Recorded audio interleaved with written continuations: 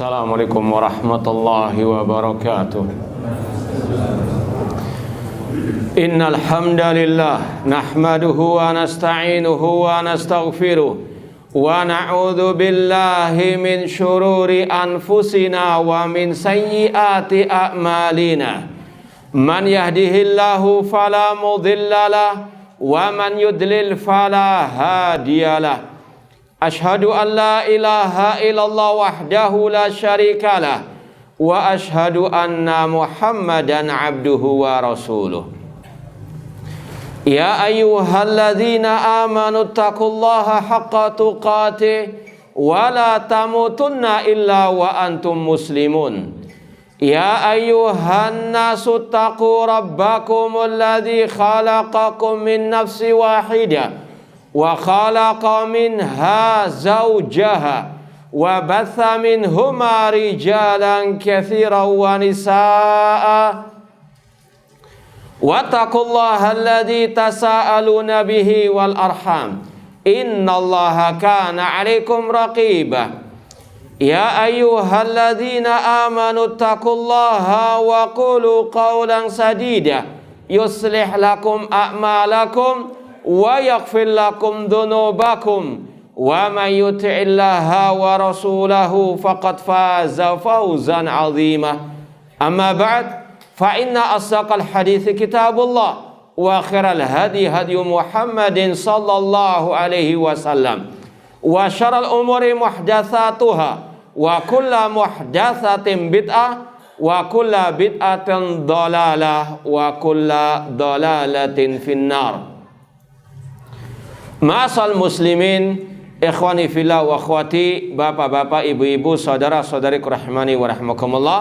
Alhamdulillah, segala puji bagi Allah Subhanahu wa taala yang mempertemukan kita kembali dalam kajian kitab Al-Aqidah Al-Wasithiyah oleh Syekhul Islam Ibnu Taimiyah rahimahullah dengan syarah atau penjelasan Syekh Dr. Shalih bin Fauzan Al-Fauzan hafidhallahu taala. Semoga Allah Subhanahu wa taala senantiasa memberikan kepada kita keistiqomahan dalam berpegang teguh dengan al-aqidah as-sahihah dan istiqomah di atasnya sampai akhir hayat kita nanti.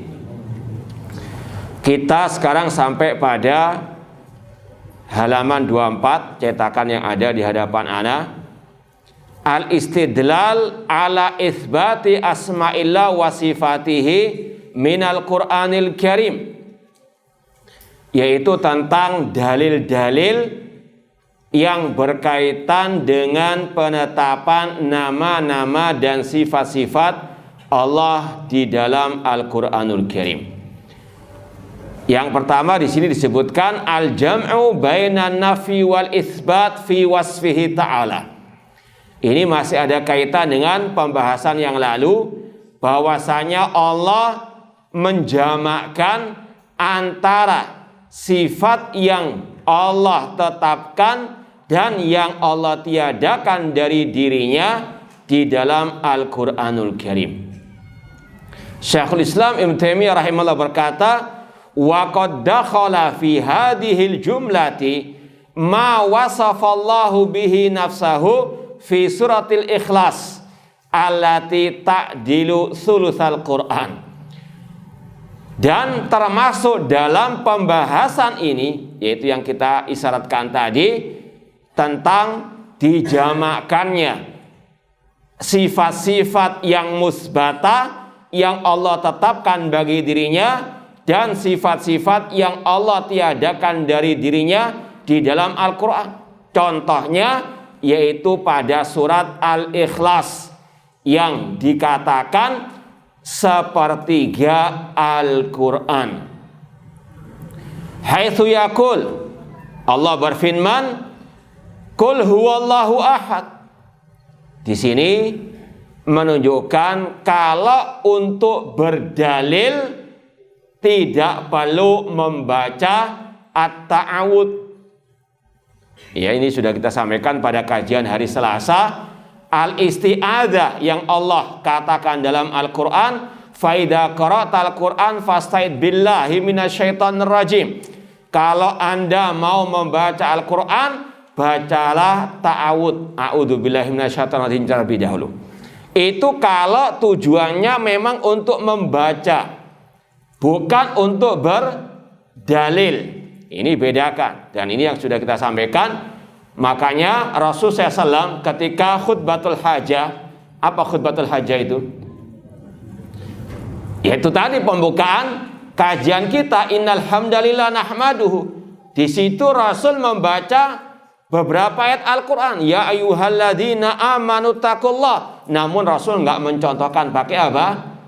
Al-isti'adzah. Demikian pula para sahabat ketika berdalil untuk membahas suatu permasalahan, tidak dimulai dengan apa? At-ta'awud. Beda kalau kita ngambil mushaf untuk membacanya, ya, bukan untuk berdalil. Nah, di sini juga demikian. Ketika Syekhul Islam Ibnu Taimiyah rahimahullah membawakan dalil tentang pembahasan ini, beliau langsung membacakan ayatnya qul huwallahu ahad Allahus samad lam yalid wa lam yulad wa lam yakul lahu kufuwan ahad.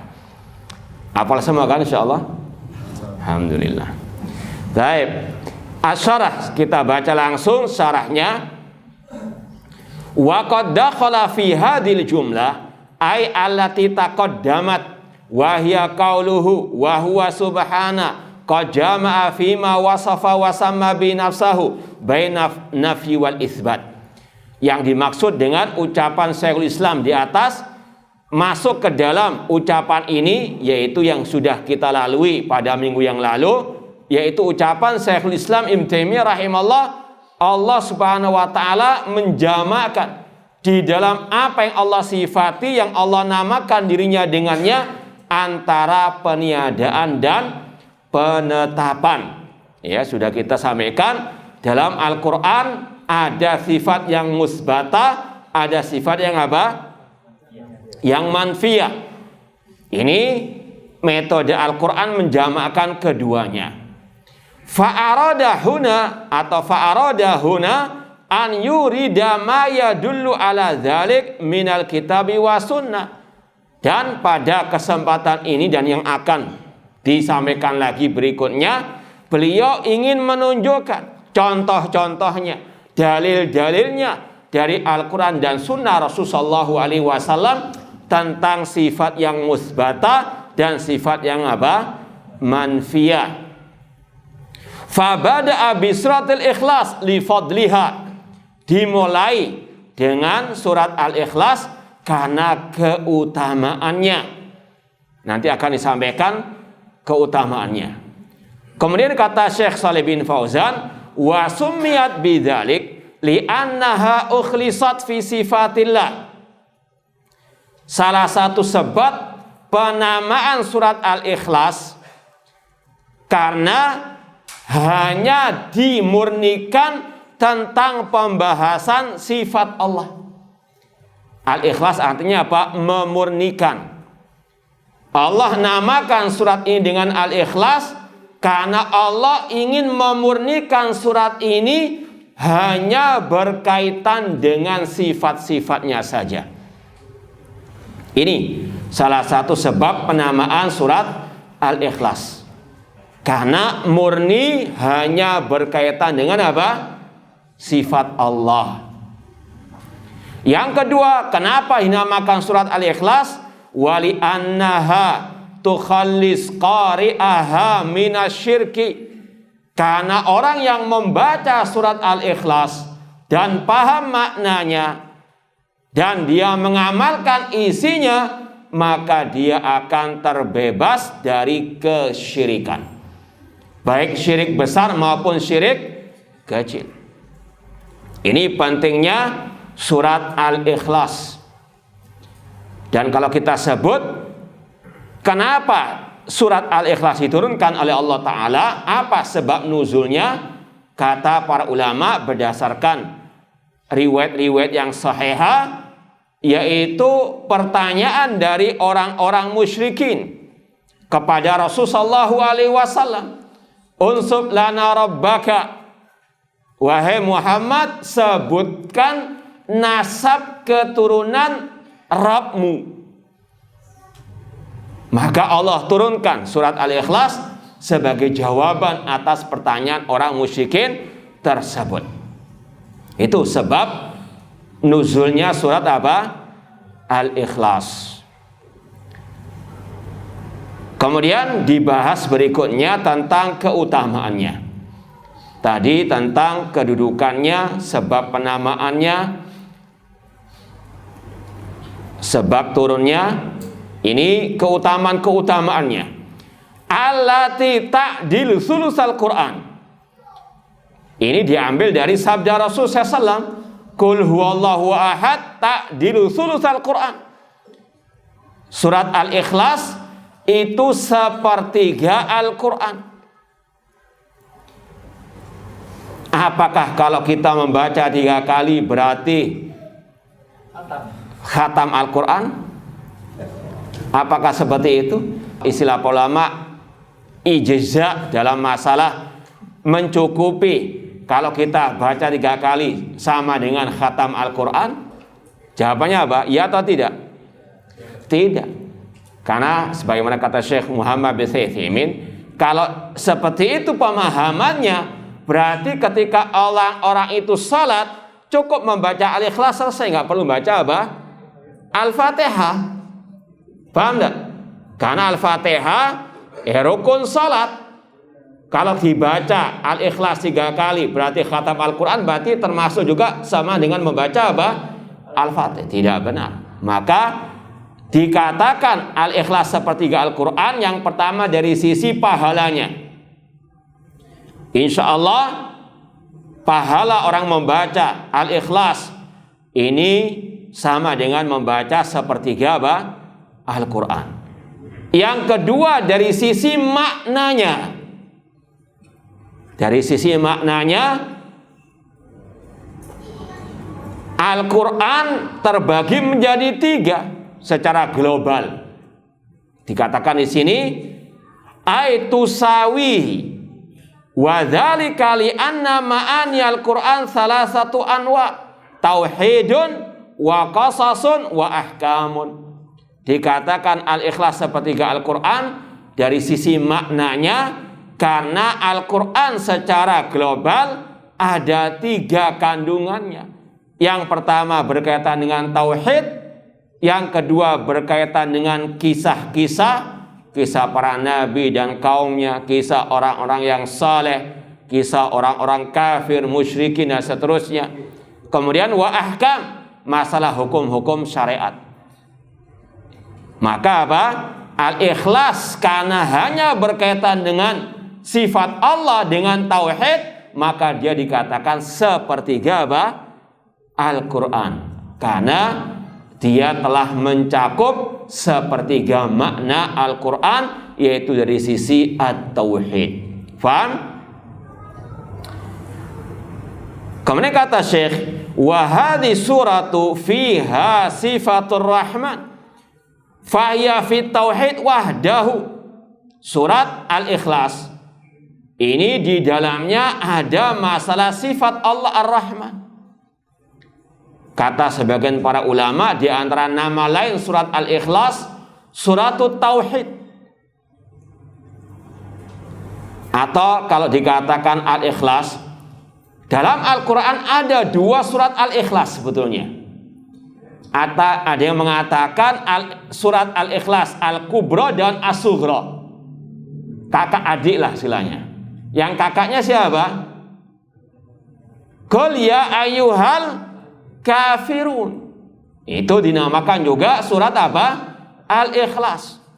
Ya, karena berkaitan dengan apa? Memurnikan ibadah hanya kepada Allah, menafikan semua sesembahan selain Allah. Qul ya ayyuhal kafirun la a'budu ma ta'budun. Makanya sering digandingkan dalam beberapa apa? Sunnah salat. Ya, pada waktu salat apa? Fajar, qabliyah fajar, kemudian salat ba'da maghrib, kemudian salat witir, kemudian sunnah tawaf. Satu. Ya, karena ini saling melengkapi. Makanya ada istilah surat Al-Kafirun, surat Al-Ikhlas Al-Kubra. Al-Ikhlas ini, Al-Ikhlas apa? as-sughra. Namun intinya sama, memurnikan ibadah untuk Allah Subhanahu wa taala. Ma'asal muslimin ikhwani fillah wa akhwati rahmani wa rahmakumullah. Itu kalau mungkin antum mau tulis salah satu keutamaan al-ikhlas tadi sepertiga apa? Al-Quran. Kemudian tadi ada kata-kata surat al-ikhlas, di dalamnya ada sifat rahmat. Ini yang pernah diucapkan oleh seorang sahabat Rasul SAW. Hadisnya juga dalam Sahih Bukhari.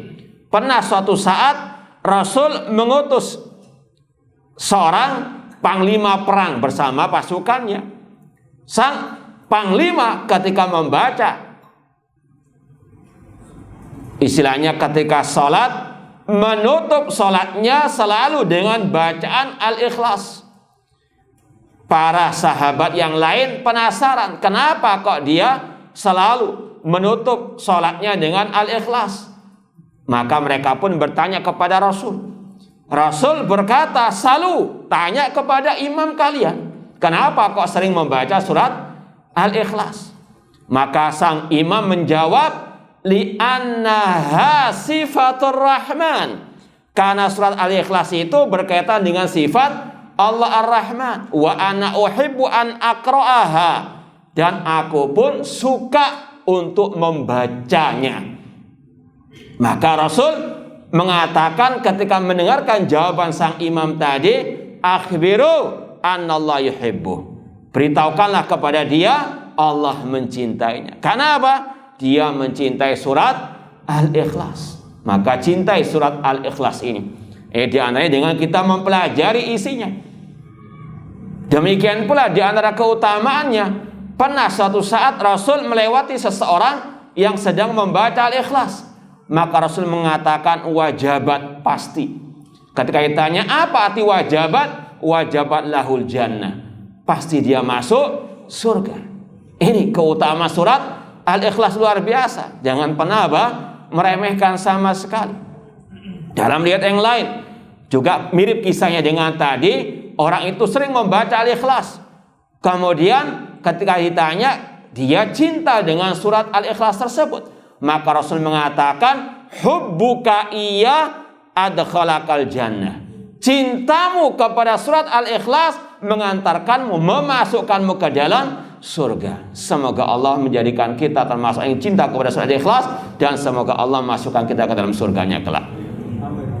Bahkan dalam riwayat Imam Ahmad dan disahihkan oleh Syekh Albani rahimahullah, Rasul mengatakan, man qara'a qul huwallahu ahad asyra marrat banallahu lahu qasran fil jannah.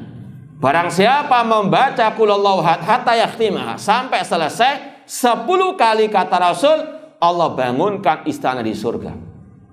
Ini keutamaan surat al-ikhlas luar biasa. Makanya Syekhul Islam Ibnu Taimiyah rahimahullah memulai pembahasan nama dan sifat Allah dari sisi dalil-dalilnya dengan surat apa? Al-ikhlas. Luar biasa keutamaannya. Makanya Rasul pun menjadikannya sebagai wirid pagi dan petang hari, menjadikannya wirid atau zikir mau tidur, zikir setelah apa? Salat fardu.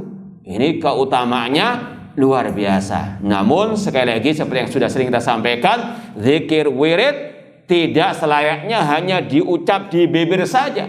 Harus dengan apa? Dipahami, dijiwai oleh hati.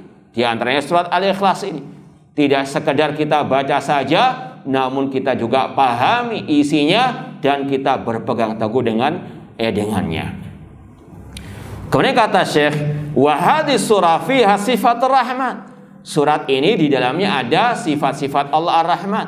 Fahiya fi tauhid wahdahu. Surat al-ikhlas hanya berkaitan dengan tauhid.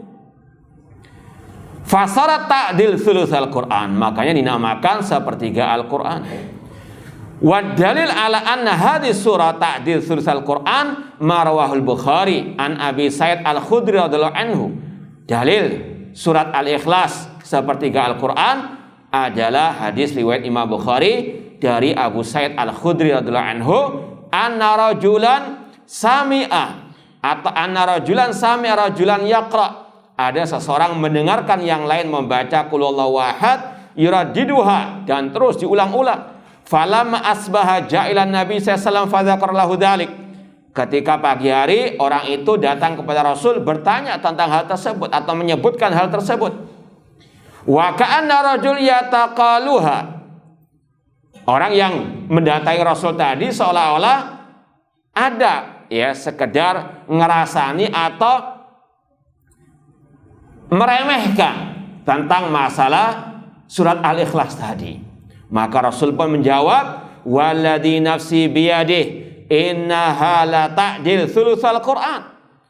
Bahwasanya demi Allah yang jiwaku ada di tangannya, surat Al-Ikhlas sepertiga Al-Qur'anul Karim. Qala Imam Ibnu Qayyim rahimahullah, "Wal ahadits bi kauniha ta'dil thulutsal Qur'an takadu tablugh mablaghat tawatur." Kata Imam Ibnu Qayyim rahimahullah, hadis-hadis tentang Al-Ikhlas sepertiga Al-Quran ini derajatnya apa? Mutawatir, banyak periwayatannya. Apakah kalau hadis ahad tidak kita terima? Tetap kita apa? Terima.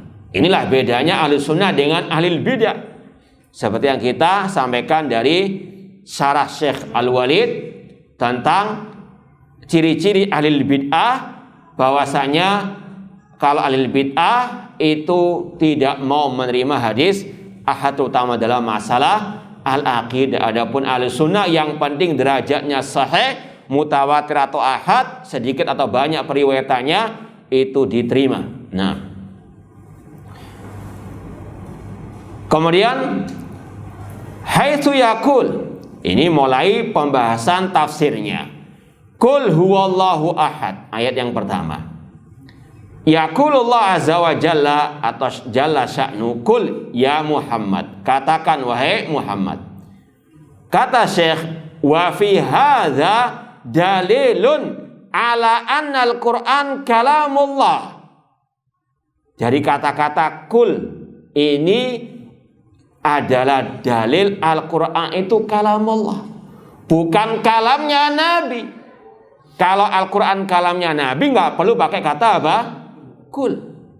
Katakan wahai Nabi. Berarti ada yang menyuruh Nabi untuk berkata, dan tidak ada yang menyuruh Nabi kecuali siapa? Allah Azza wa Jalla. Ini menunjukkan Al-Quran kalamullah. Inilah istilahnya, istinbatnya, istidlalnya para ulama. Jauh ya, pandangannya mendalam ya, tafsirnya nggak terpintas kan dalam benak kita. Kata-kata kul itu dalil sebagai apa? Al-Quran sebagai kalam Allah. Namun inilah sekali lagi haulail ulama rahimahumullah jami'an. Di dalam kata-kata kul ya Muhammad di sini atau kul ai Muhammad wa fi hadza dalilun ala anna al-Quran kalamullah. Ini menunjukkan bahwasanya Al-Quran adalah kalamullah. Itlau kana kalamu Muhammad au ghairu lam yakul kul. Seandainya itu bukan kalamullah ya, atau alias itu kalam Muhammad atau selain Nabi Muhammad, maka Allah tidak akan mengatakan apa? Kul ya. Demikian pula seterusnya. Karena Rasul hanya mubaligh, hanya penyampai saja. Demikian pula dengan malaikat Jibril sebagai penyampai saja. Sedangkan Al-Quran adalah apa? Kalamullah. InsyaAllah akan ada pembahasan khusus masalah Al-Quran kalamullah. Namun ini di antara sekian banyak dalil al-sunnah yang mengatakan Al-Quran kalamullah. Dan sudah sering kita sampaikan bahwasanya Al-Quran yang merupakan kalamullah itu di mana saja. Entah di langit, di bumi, entah di lahul mahfud, di mushaf, itu tetap kalamullah. Karena ada kelompok sesat yang secara sepintas mirip akidahnya dengan Ahlussunnah, mengatakan Al-Quran kalamullah. Cuma mereka apa? Ya, teruskan dengan istilah yang di lahul mahfud itu yang kalamullah. Sedangkan yang sudah dicetak, yang dibaca oleh manusia, itu bukan lagi kalam Allah. Na'udzubillah min dzalik. Ini sama saja dengan mengatakan Al-Quran apa? Makhluk. Sedangkan dalilnya jelas. Wa in ahadun minal musyrikin astajaraka fa'ajiru hatta yasma'a kalam Allah. Apabila ada seseorang dari orang musyrikin minta perlindungan kepada Nabi Muhammad, lindungilah dia sampai dia mendengarkan kalam Allah, yaitu Al-Quran yang dibaca di atas muka bumi ini. Itu kalam Allah. Makanya para ulama dalam kitab-kitab akidah, seperti dalam kitab Akidah Salaf Ashabul Hadis ataupun kitab I'tiqad A'immati Ahlil Hadis oleh Imam Abu Bakar Ismaili, bahwasanya Al-Quran ketika dilihat oleh mata, didengar oleh telinga, istilahnya dibaca oleh lisan, ditulis dengan tinta atau di mushaf, itu semuanya kalam Allah. Karena kaidahnya al-kalam yunsab ila awal man qal. Karena namanya al-kalam itu dinisbatkan kepada yang pertama kali apa? Mengatakannya. Contoh, ketika ana menyebut innamal a'malu binniyat, yang ada dalam benak antum itu ucapan siapa? Ucapan Rasul, meskipun ana yang sekarang apa? Menyebutkannya. Karena namanya al-kalam dinisbatkan kepada pertama kali mengatakannya. Ana menyebut misalnya syakautu ila waqi'in su'a hifdzi fa arsyadin la tarkil ma'asi. Itu ucapan siapa? Imam Syafi'i, bagi yang paham ya. Kalau nggak paham ya. Baik, intinya itu kaidahnya. Al-Quran kalam Allah. Maka hati-hati, ada orang-orang yang istilahnya ya setengah ahli sunnah dalam redaksi ucapannya, setengahnya Jahmiyah. Ya, makanya dikatakan mereka ini ya bancinya Mu'tazilah. Ya, ada yang setengah-setengah seperti itu. Ya. Bahkan mereka ketika berbicara masalah kalam Allah seolah-olah seperti ahli sunnah, padahal tidak. Ya, kalau tadi masalah Al-Quran ya sudah kita sampaikan bedanya antara mereka dengan ahli sunnah. Bahkan dalam masalah sifat kalam secara umum juga beda. Mereka menetapkan sifat Allah punya kalam. Tapi kalau antum dalami lagi, beda pemahamannya dengan ahlu sunnah as-salafin firqatin najiyah. Kata mereka, ya Allah berbicara, tapi makna berbicara Allah itu al-ma'nal qa'im bin nafsi. Ya, kalau terjemahannya bisikan hati Allah. Jadi ketika Allah berbicara dengan Jibril, Jibril nggak mendengar suara Allah, tapi Jibril paham apa yang ada dalam diri Allah. Mereka ingin lari dari menetapkan Allah punya sifat kalam dengan suara yang kata mereka, kalau Allah ditetapkan punya suara, kalau berbicara maka sama dengan makhluk, butuh pita suara, butuh lisan. Maka dijawab oleh para ulama, maka kalian lari dari hal tersebut kepada yang lebih parah, yaitu menyerupakan Allah dengan apa? Makhluk yang bisu. Na'udzubillahi min dzalik. Kemudian juga tidak ada kelaziman ketika Allah berbicara dengan suara nanti sama dengan makhluk yang butuh pita suara. Ini siapa yang melazimkan seperti itu?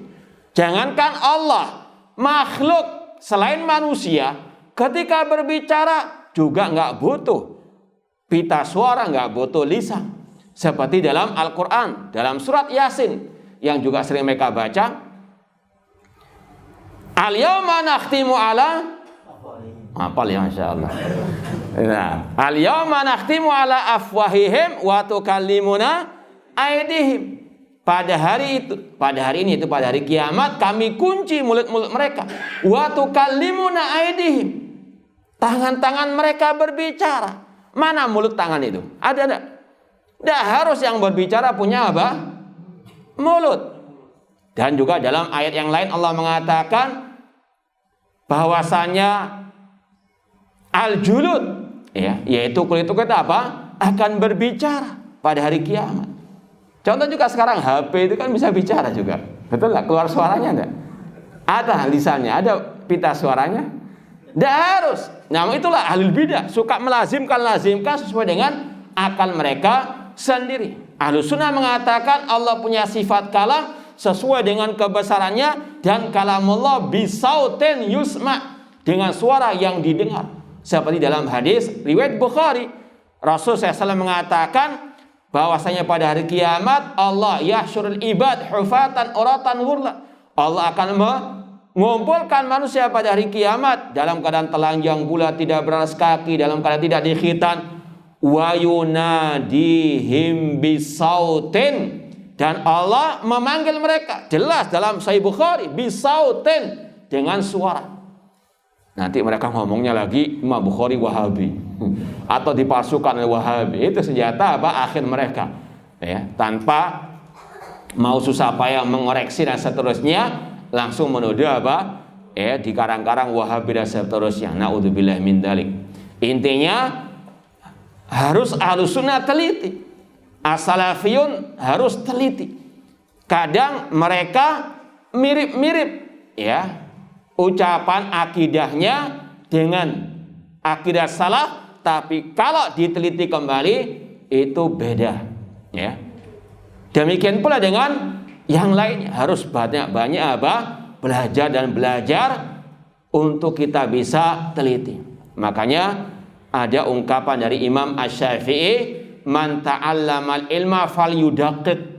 Barang siapa yang belajar ilmu agama, hendaklah dia itu betul-betul teliti. Tidak sekedar begitu saja lewat, ya, namun betul-betul teliti. Karena syubhat itu sangat, ya, sekali lagi istilahnya kecil ataupun samar-samar, butuh ketelitian. Man ta'allamal ilma falyudaqqiq hatta la daqiqul ilmi, sehingga tidak kelewatan ilmu-ilmu yang butuh ketelitian tadi. Apalagi ahlul bidah sekali lagi suka bersilat lidah. Kadang kalau kita nggak teliti bisa kena syubhat mereka. Casingnya salafi, isinya haroki dan seterusnya. Harus teliti. Kalau enggak, naudzubillah min dzalik, ya, kita ikut mempromosikan, mengiklankan, maka kita juga ikut berdosa. Padahal casingnya salafi, otaknya, manhajnya haroki.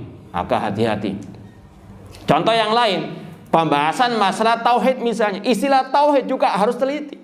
Ahlul bidah juga sering gembor-gemborkan apa? At-tauhid. Cuma apa tauhid yang mereka inginkan? Kalau enggak tauhid rububiyah, ya tauhid hakimiyah. Ya, itu yang mereka gembor-gemborkan.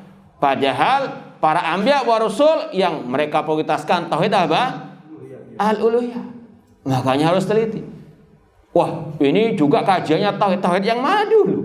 Ya, tauhid hakimiyah, tauhid rububiyah saja, atau gimana? Ya, sekali lagi harus betul-betul bisa teliti. Ma'asal muslimin ikhwani fillah wa akhwati rahimani wa rahmakumullah. Sekali lagi, kul, katakan wahai Nabi Muhammad, di situ ada dalil Al-Qur'an kalamullah, bukan makhluk, bukan kalam Nabi Muhammad. Nabi Muhammad hanya menyampaikan saja apa yang Allah firmankan. Ya ayyuhar rasul baligh ma unzila ilaika min rabbika. Wahai Nabi Muhammad, sampaikanlah apa yang diwahyukan kepadamu. Qul huwallahu ahad. Allah ini adalah induk dari al-asmaul husna. Mungkin sekedar pembahasan bahasa, ya, karena ada ahlul bidah yang ngotak-ngatik ayat ini. Qul huwallah. Huwa itu kan dhamir, kata ganti. Namanya kata ganti kan sebetulnya harus ada pendahuluannya. Betul enggak? Hah? Yang belajar, yang nggak belajar, ya pendengar setia saja. Itu kata ulama, qul huwallah. Huwa di situ namanya dhamirus syan. Ada banyak istilah para ulama dalam masalah dhamir. Di antara dhamirus syan. Dhamir syan itu nanti arahnya ke yang depan, bukan yang apa? Yang ke belakang, bukan yang di depan. Yang namanya kata ganti itu misalnya Muhammad membeli misalnya bakso, dia kemudian pulang. Dia di situ namanya apa? Dhamir, kata ganti. Biasanya dia itu kembalinya ke depan apa ke belakang? Hah?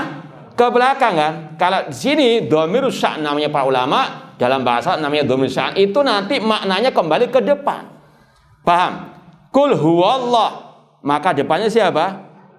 Allah. Paham?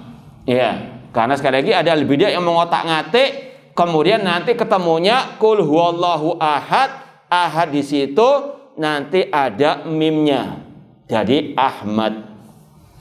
Paham? Nanti arahnya kepada Nur Muhammad.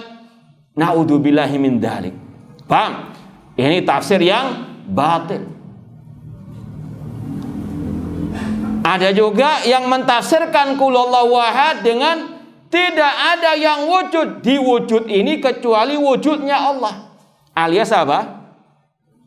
Wahdatul wujud. Dan itu ada dalam tafsir Fi Dhilalil Quran, karya siapa? Sayyid Qutb, ya, tokoh teroris abad ini. Maka hati-hati. Ya, sekali lagi, tafsir Al-Quran harus sekali lagi sesuai dengan tafsir salaf. Kalau tidak, sesat menyesatkan, luar biasa. Pembahasan al-ikhlas yang ditujukan untuk mengikhlaskan Allah dalam ibadah, yang isinya tentang tauhidul ibadah, tauhid asma wa sifat, tapi diarahkan ke mana? Nur Muhammad, ya. Diarahkan kepada wahdatul wujud. Naudzubillahi min dzalik. Maka harus betul-betul seorang muslim muslimah menyadari ada tafsir-tafsir yang batil, yaitu tafsir yang menyelisihi tafsir para ahli sunnah wal jamaah atau salafis saleh. Harus betul-betul bisa memilih dan memilih mana tafsir yang hak dan mana yang batil. Allah, siapa yang tahu maknanya? Dzul uluhiyati wal ubudiyati ala khalqi jami'an. Man fassarahu? Abdullah bin Abbas radhiyallahu ta'ala anhuma. Abdullah bin Abbas yang didoakan oleh Rasul, Allahumma faqihu fid din wa alimhu ta'wil. Ya Allah, faqihkanlah Abdullah bin Abbas tentang urusan agama dan pahamkanlah dia tafsir Al-Quran. Beliau mentafsirkan Allah dengan istilah dzul uluhiyati wal ubudiyati ala khalqi jami'an. Zat yang berhak diibadai dan disembah oleh seluruh makhluknya. Qul huwallahu ahad. Dan nama Allah ini induk dari semua al-asmaul husna. Menurut pendapat sebagian para ahli ulama, ada yang mengatakan al-hayyul qayyum. Oleh karena itulah Allah sering memulai nama Allah sebelum menyebut nama-nama yang lain. Seperti dalam surat Al-Ikhlas ini, sebelum disebut nama Al-Ahad atau Ahad As-Samad, Allah dului dengan apa? Nama Allah itu sendiri. Huwallahu alladzi la ilaha illa huwa al-malikul quddusus salam, dan seterusnya. Sebelum menyebut nama Al-Malikul Qudus disebut dulu namanya siapa? Allah. Ini menunjukkan Allah termasuk induk dari semua al-asma'u al-husna dan banyak keutamaannya sebagaimana yang disebutkan oleh Syekh Abdul Razak bin Abdul Muhsin Al-Abbad Al-Badar hafizallahu ta'ala dalam kitab beliau Fiqhu al-Asma'il Husna. Nama Allah banyak memiliki keutamaan dibandingkan yang lain. Di antaranya tadi. Kemudian yang paling banyak nama ini disebut dalam Al-Quran. Kalau nggak salah beliau menyebut kurang lebih ada 2000 lebih nama Allah di dalam mushaf Al-Quran. Bisa dibuat PR ya. Ya, diteliti ya, biar khatam antum. Nah, itu kurang lebih 2000-an disebut di dalam mushaf Al-Quran. Paling banyak penyebutan nama Allah dibandingkan Al-Asmaul Husna yang lainnya. Kemudian dalam setiap zikir itu pasti ada penyebutan nama Allah itu dibandingkan yang lain. Antum tasbih, apa arti tasbih? Subhan, tahmid apa tahmid? Alhamdulillah. Takbir apa? Tahlil apa? Semua dengan apa? Nama Allah. Ini salah satu keutamaannya. Nah, Kemudian juga di antara keutamaannya, antum kalau misalnya yang bisa bahasa Arab juga, kalau berdoa menyebut nama Allah, ya, itu tetap dengan pakai istilahnya ada alif lamnya. Tapi kalau nama yang lain nggak pakai alif lam. Contoh menyebut nama Al-Hayyu Al-Qayyum. Apa kalau antum berdoa memakai nama Al-Hayyu Al-Qayyum? Ya Hayyu Ya Qayyum pakai alif lam atau tidak? Tidak. Seperti dalam zikir ya Hayyu Ya Qayyum nggak pakai alif lam. Ya, dan seterusnya. Nah, insyaallah kita lanjutkan ba'dal adzan. Baik, kita lanjutkan lagi. Allahu Ahad. Ahad ay wahidun la nazira lahu wala wazira wala mathil wala syarikalah. Allahu Ahad, Ahad artinya yang Maha Esa. Esa dalam rububiyahnya, uluhiyahnya dan asma dan sifatnya. La nazira lahu, tidak ada bandingannya. Wala wazir, tidak ada yang membantunya. Wala mathil, tidak ada yang serupa dengannya. Wala syarikalah. Karena Allah Ahad, Allah Maha Esa dalam tadi rububiyah, uluhiyah dan asma dan sifatnya. Allahus Samad, diulang lagi nama Allah, karena itu adalah induk dari al-asma'ul al-husna. Apa arti as-samad? Ai as-sayyid alladzi kamula fi su'dadihi wa syarafihi wa azamatihi, yang sempurna dalam kekuasaannya, kemuliaannya dan keagungannya. Allahus Samad. As-Samad artinya as-sayyid, yang sempurna kekuasaannya, kemuliaannya dan keagungannya. Wa fihi jami'u sifatil kamal, dan di dalam nama As-Samad terdapat semua sifat-sifat kesempurnaan bagi Allah. Walladzi tasmudu ilail khalaik wa taqsidu fi jami' hajatiha wa muhimmatiha, yang semua makhluk membutuhkannya. Kalau kita simpulkan seperti yang diucapkan oleh Syekh Muhammad bin Utsaimin, kalau ditanya apa makna as-samad, al-kamil fi sifatihi alladzi iftaqarat ilaihi jami'u makhluqatihi. As-samad adalah zat yang sempurna sifat-sifatnya, yang semua makhluk butuh kepadanya. Itu ringkas daripada makna as-samad, yang sempurna apa? Sifat-sifatnya, yang semua makhluk butuh kepadanya, sedangkan dia tidak butuh kepada makhluk. Ya ayuhan nasu antumul fuqara ilallah, wahai manusia kalian adalah orang yang sangat butuh kepada Allah. Maka ini adalah apa? Penggemblengan at-tauhid. Allahu Ahad, Allahu As-Samad. Ya, makanya sering kita sampaikan ketika Ramadan, di antara pelajaran tauhid di bulan suci Ramadan, penggemblengan tauhid ketika apa? Dibacakannya ayat Ikhlas di akhir salat witir. Ini kalau yang paham, ini luar biasa, setiap malam digembleng dengan apa? Surat At-Tauhid, surat Al-Ikhlas, yang di dalamnya ada ketergantungan hati manusia kepada Allah. Allahus Samad, Allah tempat kita bergantung. Tidak kita bertawakal kecuali kepada Allah, tidaklah kita takut kecuali kepada Allah, tidak berharap kecuali kepada Allah, tidak beribadah kecuali kepada Allah. Seluruh hati kita serahkan kepada Allah Subhanahu wa ta'ala, karena Allahu As-Samad. Nah,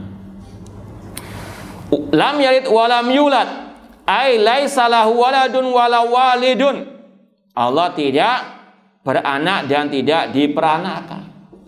Ini semuanya kembali kepada Allah Ahad, Allahus Samad. Allah Maha Esa. Allah apa? Tidak beranak, tidak diperanakan. Allahus Samad. Allah nggak butuh anak, nggak butuh apa? Bapak.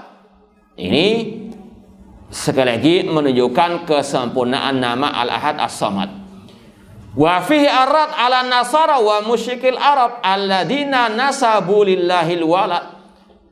Ayat ini sebagai bantahan kepada orang-orang Nasara, orang-orang musyrikin Arab yang menisbatkan anak kepada Allah. Ini sudah kita sampaikan, disebutkannya sifat yang manfiyah dalam Al-Quran itu karena untuk apa? membantah. Di antara tujuannya untuk membantah. Ya, sekali lagi kaidahnya secara asal sifat manfiyah dalam Al-Quran itu tafsil atau mujmal? Mujmal. Kalau ada perincian tafsirnya itu karena apa? Ada hikmah, ada tujuannya. Di antaranya membantah orang Nasara musyrikin ketika menisbatkan anak kepada Allah. Allah bantah dengan lam yalid walam yulad. Kemudian walam yakul lahu kufuwan ahad, ay laisa lahu mukafi wala mumathil wala nadhir. Tidak ada sekutu bagi Allah. Tidak boleh Allah disekutukan dalam rububiyah, uluhiyah ataupun dalam asma wa sifat. Ini surat Al-Ikhlas memurnikan semuanya untuk Allah. Ibadah ya hanya untuk Allah. Demikian pula meyakini rububiyah hanya milik Allah. Nama dan sifat ini milik Allah Subhanahu wa ta'ala. Wasyahid min hadis surah. Inti pembahasan bab ini yaitu annaha tadammanat wa jama'at bainan nafi wal isbat. Allah menjamakkan dalam surat Al-Ikhlas sifat yang musbata dan sifat yang apa? Manfiyah. Allahu ahad, Allahu samad itu isbat penetapan, yaitu sifat uluhiyah bagi Allah dalam namanya Allah. Ya. Kemudian sifat al-ahadiyah, keesaan Allah. Sifat ya Allahu samad, karena setiap nama mengandung apa? Sifat. Nama Allah sifatnya uluhiyah.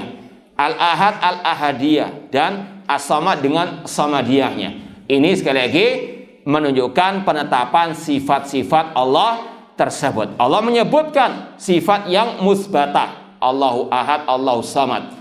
Kemudian Allah sebutkan juga sifat manfiyah, yaitu dalam dua ayat berikutnya, lam yalid walam yulad walam yakul lahu kufuwan ahad. Dan sudah kita sampaikan sikap Ahlussunnah ketika menafikan sifat yang manfiyah tadi, apakah cukup menafikan saja? Tidak. Harus ada apa? Menetapkan kesempurnaan lawan yang dinafikan tersebut. Di sini Allah menafikan lam yalid walam yulad, anak dan bapak, untuk menetapkan kesempurnaan sifat, keesaannya, sifat dia tidak butuh kepada siapapun. Karena Allah samad, semuanya butuh kepada dia, sedangkan dia nggak butuh kepada siapapun. Paham ya?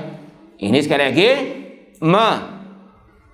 menegaskan kembali kesempurnaan sifat yang terkandung dalam ahad dan as-samad. Walam yakul lahu kufuwan ahad. Allah enggak ada sesuatu pun yang sama dengannya untuk menetapkan kesempurnaan sifat keesaannya. Paham? Wallahu ta'ala alam. Aqulu qouli hadza wa akhiru da'wana anil hamdulillahirabbil alamin. Wassalamualaikum warahmatullahi wabarakatuh.